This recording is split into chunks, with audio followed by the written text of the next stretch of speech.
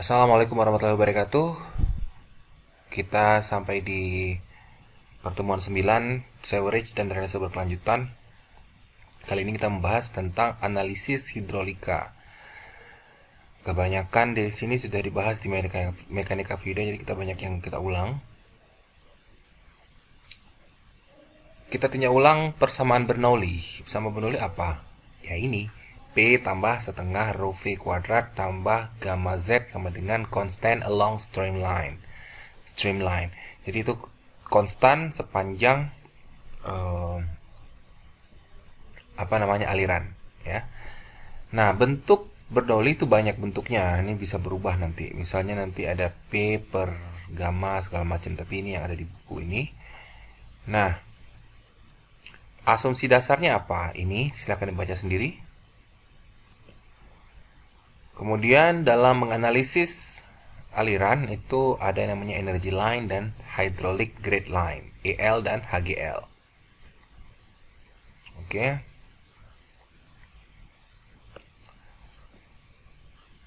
Nah, ini contoh aliran air kalau di laboratorium ya. Dan ini ada semacam tabung. Kemudian yang mana energy line, yang mana hydraulic grade line. Jadi energy line itu total semua yang tiga ini. Ya, ini dia energy line. Kalau ya dia mengikuti tinggi air di kolom ini, energy line. Tapi hydraulic grade line dia biasanya berkurang sepanjang perjalanan aliran. Dan ini adalah bagian untuk V1 kuadrat per 2G atau V kuadrat per 2G. Ini bagian yang ini. Bagian yang mengandung elemen kecepatan. Oke. Karena kecepatannya melambat jadi ya seperti ini. Menurun ya. Hydraulic grade line. Kamu bisa lihat energy line itu terdiri dari elevasi, tekanan, tinggi tekanan dan tinggi kecepatan. Nah, di sini tinggi kecepatan ini membesar, tapi hydraulic grade line-nya itu menurun, ya. Ini juga bagian yang ketiga, elevasinya meninggi, tapi jumlah semuanya ini sama karena energy line-nya garisnya tetap. Komponen-komponennya saja yang membesar, mengecil gitu ya. Makanya ini dibilang ini tambah ini adalah constant at a streamline atau H, tinggi energi.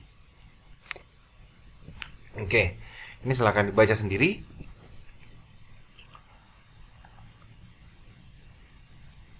Nah, ini contoh EL sama HGL juga nih.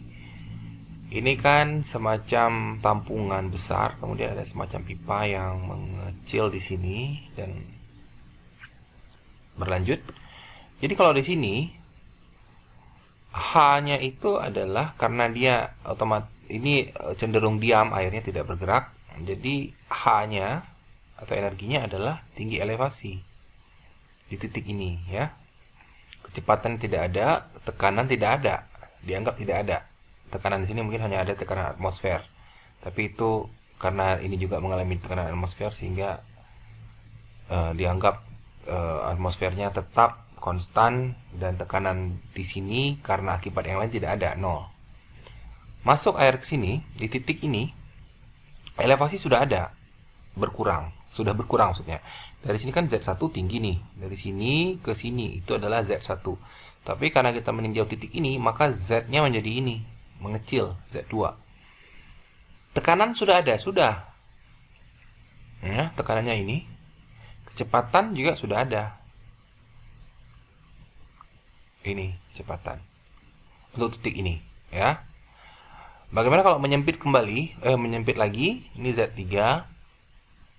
ini V3, tekanannya tidak ada. Kenapa tekanan tidak ada? Karena di sini sudah sangat cepat alirannya. Dan HGL atau hydraulic grade line ini bersatu dengan arah aliran. Jadi tekanan hilang.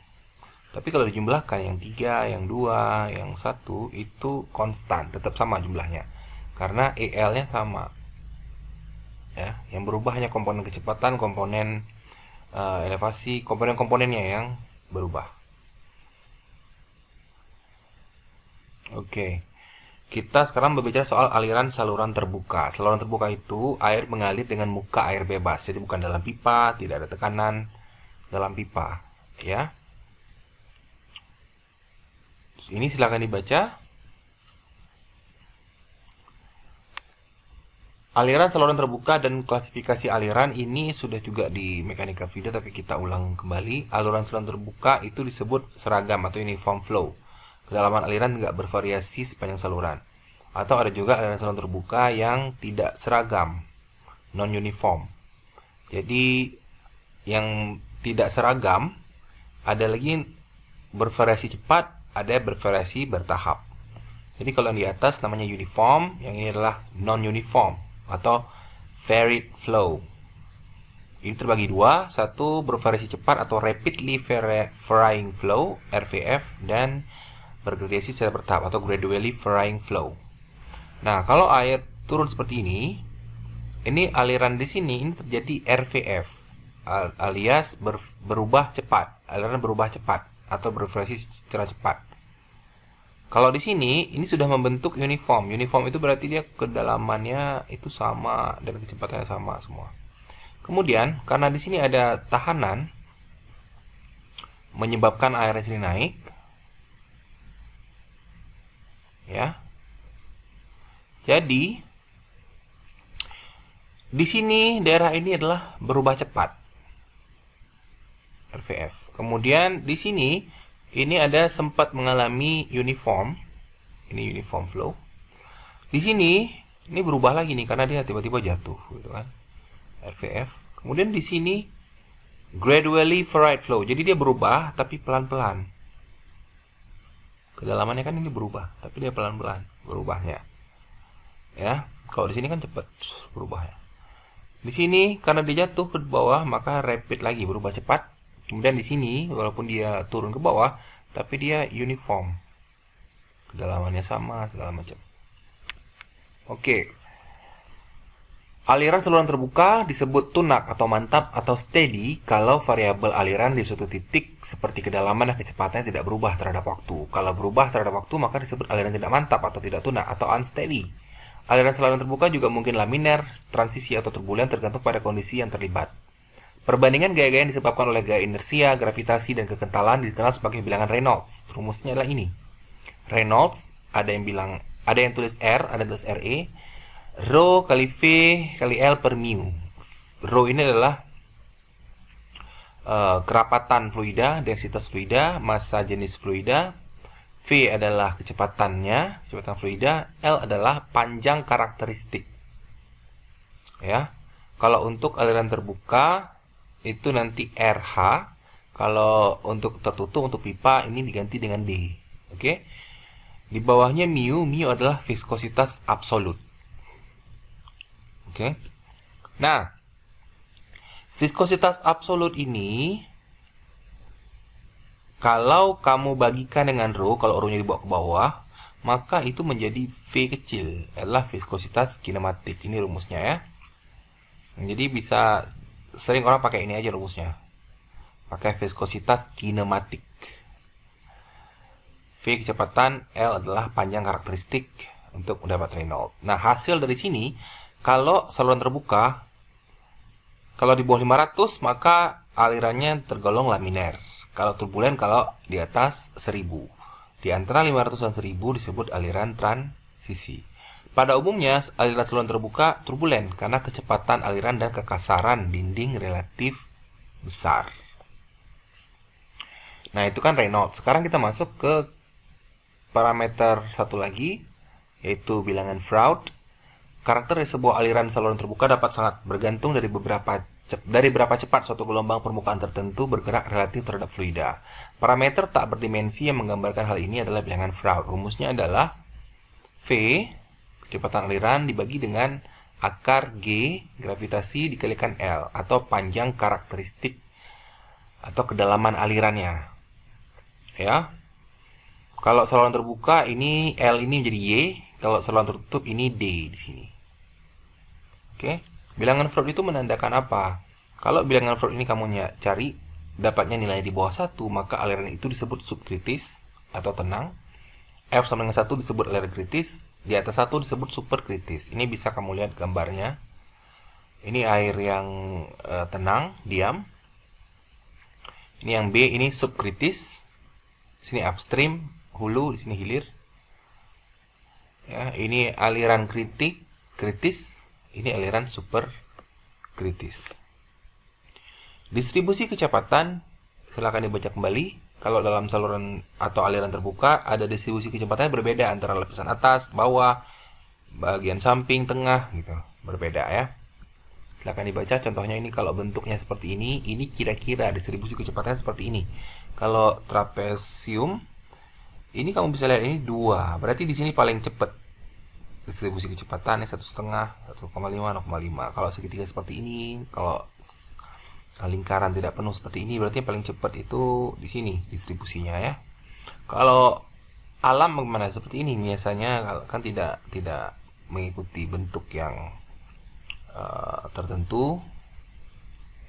Yang paling cepat yang mana? Yang ini. Kenapa? Karena dia itu dekat ke permukaan. Kemudian dia itu jauh dari gesekan dari bawah dan gesekan dari dinding. Kemudian kenapa nggak paling atas, Pak, yang paling cepat? Nah, kadang-kadang yang paling atas ini juga ada gesekan dengan udara. Ya. Contohnya ini. Ini kenapa yang di sini cepatnya? Bukan yang paling atas. Ini juga begitu. Ya. Ini disebut kontur kecepatan. Dimensi penampang saluran. Saluran itu biasanya dibuat dengan beberapa bentuk. Nah, ini dia. Segi 4, persegi panjang ya tepatnya. B kali Y atau trapesium atau lingkaran. Pelajari kembali rumus Pitagoras, rumus trigonometri, dan rumus dari luas penampan dan keliling dari persegi, trapesium, lingkaran, dan segitiga. Nah, ini rumus area, ini berarti luas. Inilah perimeter basah. Perimeter basah adalah sisi dari saluran yang terkena air. Jadi kalau saluran seperti ini terkena airnya pasti ini, dan ini. Jadi B ditambah 2Y. Yang trapesium juga seperti itu ya, B ditambah 2Y akar 1 tambah X. Nah, ini dari mana nih? Nah, ini adalah panjang ini. Panjang ini Y akar 1 tambah X. Tapi karena ada 2, sisi ini 1, jadi 2 kali dari ini. Ini lingkaran. Misalkan diturunkan sendiri dari mana dapatnya. Dan ini adalah radius atau jari-jari hidrolis. Rumusnya RH sama dengan A per P. A itu adalah luas tampang aliran. Yang ada alirannya saja ya, dicari luasnya. P adalah parameter basah. Nah, ini luas tampang alirannya yang ini, karena ini aja ada air. Luas tampang ini berapa? Berarti mungkin setengah dari luas lingkaran ya, dengan diameter sekian. Tapi parameter basahnya adalah panjang ini, sepanjang ini. Oke. Kalau ini bagaimana? Luas tampang alirannya ini, yang ada airnya saja luasnya dibagi panjang ini tambah ini tambah ini. Nah, ini juga ini gampang sekali ya. Luas ini dibagi dengan panjang keliling ini yang kena airnya saja. Itu adalah radius jari hidrolis. Ini buat apa? Ini untuk perhitungan. Nah, ini radius hidrolik, ini rumusnya. Kamu boleh pakai rumus yang lain. Ini mungkin kamu bingung kalau pakai sistem ini ya, 1 sama X, mungkin kamu lebih mengerti kalau pakai mencari sisi trapesium dengan cara kamu pelajari sejak SMP misalnya, boleh pakai itu. Ini hanya untuk penyederhanaan aja. Oke. Kita lanjutkan terus ke pertemuan 10. Biar satu video ya.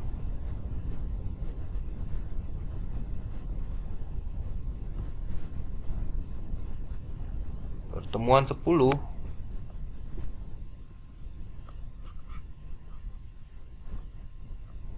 ini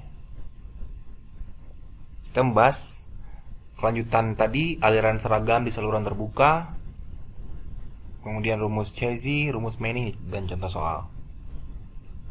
Aliran seragam di saluran terbuka, ya, hal ini silakan kamu baca sendiri. Ini juga rumus Cauchy.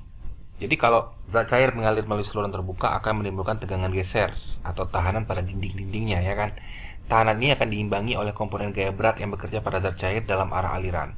Dalam aliran seragam, komponen gaya berat dalam arah aliran itu seimbang dengan tahanan geser, dan tahanan geser ini bergantung pada kecepatan aliran. Jadi ini adalah penurunan rumus Cauchy. Tapi kamu silakan baca aja karena kita tidak menggunakan penurunan rumusnya, tapi kamu mungkin perlu tahu, silakan diikuti. Nah, rumus Cauchy-nya adalah ini. V sama dengan C akar RI. C itu adalah koefisien Cauchy, R itu adalah jari-jari hidrolis, dikalikan dengan I itu adalah kemiringan dasar saluran. Rumus C adalah akar gamma per K, dan R-nya A per P. Ini sama seperti rumus RH, ya. Ada yang tulis R, ada tulis RH. Ini adalah jari-jari hidrolis atau radius hidrolis. Koefisien Cauchy juga dapat ditulis dalam bentuk koefisien Darcy-Weisbach. Rumus kehilangan energinya, ingat, ini di pelajaran TEPAM atau McFlu. Kehilangan energinya HF dengan F L per D V kuadrat per 2G. F adalah friction, L panjang, ini diameter, ini kecepatan, ini gravitasi. Dan kalau kita masukkan hubungannya R sama dengan D per 4 dan I sama dengan HF per L, maka persamaan Darcy-Weisbach ini bisa kita tulis seperti ini, sehingga menjadi ini. Koefisien Cauchy adalah akar 8G per F. F itu adalah friction. Oke. Nah, untuk rumus Cauchy tadi sudah dijelaskan. Ini CRI. C itu dari mana? C itu ada diusulkan oleh Bazin. Dia mengusulkan C adalah 87 per 1 tambah gamma B per akar R. Oke, gamma B-nya dikasih tabel oleh si Bazin. Kalau dindingnya sangat halus, salurannya itu dindingnya sangat halus, maka gamma B-nya ambil 0,06. Jadi tinggal masukkan aja yang mana kamu ambil ke sini, dapatlah C. Dengan C kamu bisa mencari V pakai rumus Cauchy. Rumus Manning, C sama dengan K per N kali R pangkat 1/6. K ini adalah ini. Masukkan 1 kalau satuan SI. Masukkan 1,449 kalau satuannya BG atau British. Oke. V sama dengan K per N R pangkat 2/3 kali I pangkat setengah. Jadi kalau satuan SI ini seper N, dengan N adalah koefisien Manning, R jari-jari hidrolis, I adalah kemiringan saluran. Nah, kalau udah dapat V, kamu bisa pakai, kalau mau cari debit ya silahkan gunakan rumus dasar debit ini. Satuannya gimana? Jadi kalau R atau RH dalam meter, ini R atau RH, A-nya dalam meter kuadrat, dan kecepatan rata-rata V dalam meter per second, dan laju aliran meter pangkat 3 per second. Ini debitnya, ya. Kalau dalam feet bagaimana R-nya? Berarti A-nya harus masukkan dalam feet, kecepatan rata-ratanya V-nya ini dalam feet per second, dan debitnya adalah feet pangkat 3 per second. Tadi kan ada nilai N nih. Nah, nilai N di bawah ini berapa koefisiennya ini tergantung sama dinding juga, sama. Cuma beda ya ininya. Kalau tadi C, kalau ini N. Saluran tanah 0,030. Saluran dengan dasar batu dan tebing rumput 0,040. Nah, ini dari buku yang lain lagi. Kalau kanalnya alami rata lurus, maka diambil N-nya 0,03. Kalau beton belum selesai 0,014, seperti itu. Contoh soal. Saluran segi 4 dengan lebar B 6 meter dan kedalaman airnya 2 meter. Kemiringan dasar saluran atau I dan Cauchy-nya diketahui langsung. Hitung debit aliran. Gampang ya. Saluran segi 4. Ini segi 4. B-nya 6, Y-nya 2. Kemiringan dasar salurannya 0,001 dan CZ-nya 50. Cari dulu luas tampangnya. B kali Y, 6 kali 2, 12 meter kuadrat. Keliling basahnya ini ya, ini tambah ini tambah ini. Berarti B tambah 2Y. 6 tambah 2 kali 2, 10 meter. Jari-jari hidrolis itu A per P. A tadi per 10, dapatnya 1,2. Tinggal dicari debit aliran kan Q A kali V. V-nya digunakan rumus CZ, yaitu C akar RI. Masukkan semua nilai, 12 kali 50 kali akar 1,2 kali 0,001. Dapatnya 20,7846 meter kubik per second. Soal yang kedua, saluran segi 4 dengan lebar 5 meter dan kedalaman 2 meter. Kemiringan dasar salurannya 0,01. Pakai rumus Bézin, hitung debit aliran. Koefisien Bézinnya gamma B-nya 0,46. Jadi hampir sama seperti tadi. Cari A-nya dulu, B kali Y. Cari P-nya, B tambah 2Y. Jadi hidrolisnya A per P. Untuk debit aliran kan A kali V. V-nya adalah C akar RI. Nah, C di sini karena diketahui Bézin, cari dulu rumus Bézin. 87 per 1 tambah gamma B per akar R. Oke, gamma B-nya adalah 0,46 diketahui. Masukkanlah ini, dapatnya 60,57. C inilah yang dimasukkan ke sini. 60,57. Dikalikan semuanya dapatnya 20,19 meter kubik per second. Sekian, assalamualaikum warahmatullahi wabarakatuh.